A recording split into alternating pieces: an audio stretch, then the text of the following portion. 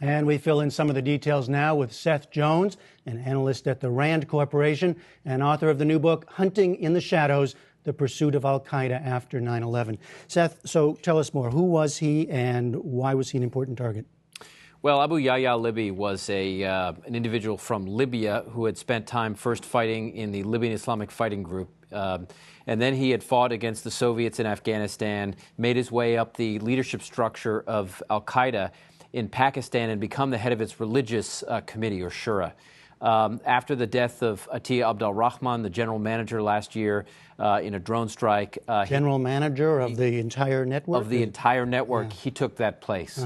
So for the last several months, he has been the gatekeeper to Al-Qaeda's leader now, Ayman al-Zawahiri. So what does general manager mean in this? I mean, it goes to this whole question of the structure of Al-Qaeda and how they communicate, how they carry out actions. Well, it's probably something along the lines of a managing editor at a newspaper, somebody who's involved in helping run the day-to-day operations of the group. Anybody that wanted to talk to or send messages to Zawahiri, the leader, would have to generally go through Abu Yahya. And when Zawahiri pushed messages out to the field, the affiliates in Yemen, Somalia, Iraq, or North Africa would generally do it down to Abu Yahya al-Libi and out. He had also been captured once and escaped from an American prison in Afghanistan. Tell us about that. Well, he had been captured by U.S. forces around the Afghan-Pakistan border, and then he had escaped after serving some time at Bagram Air Base, along with several others. Now, there have been other killings of other said to be number two or high-ups in Al-Qaeda.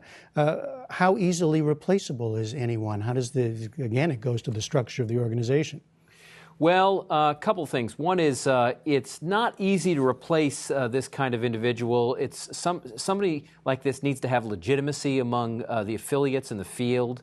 Abu Yahya had that. He was from Africa, Libya in particular, so he had a good network of individuals from Al-Qaeda in the Islamic Maghreb in North Africa, Yemen, and Somalia. There are some potential individuals who might be able to fill that slot, and Al-Qaeda has, after a range of these drone strikes, pushed up individuals. But I think what we're seeing, though, is the Al-Qaeda structure in Pakistan has definitely been weakened by this strike. Do we know, or can we know, how he was targeted in a drone strike, or where the information would come from? No, it's not entirely clear in this particular case. In many cases with drone strikes, one collects information from a variety of means: signals intelligence, human intelligence. What looks to be the case, though, based on the pattern of drone strikes, is that the U.S. and a range of other organizations have increasingly penetrated where Al-Qaeda sits in Pakistan. That cannot bode well for Al-Qaeda because it's clearly losing its support network there. These drone strikes, of course, continue to be highly contentious and vehemently opposed in Pakistan. One assumes the same would be true in this case. Well, at least publicly. I mean, the Pakistan government has publicly criticized some of these strikes. Privately, I think there's a different issue here. They have allowed the U.S. to conduct a range of operations. But we know publicly and from the Pakistan population in general, they are not popular. And so you're suggesting in a case like this, you were talking about the impact in Pakistan, but it has implications to what are sometimes called affiliates in Yemen, in Somalia.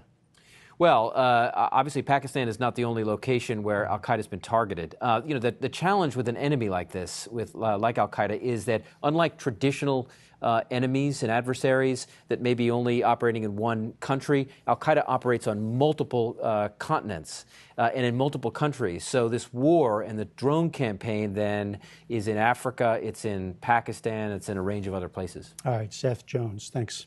Thank you.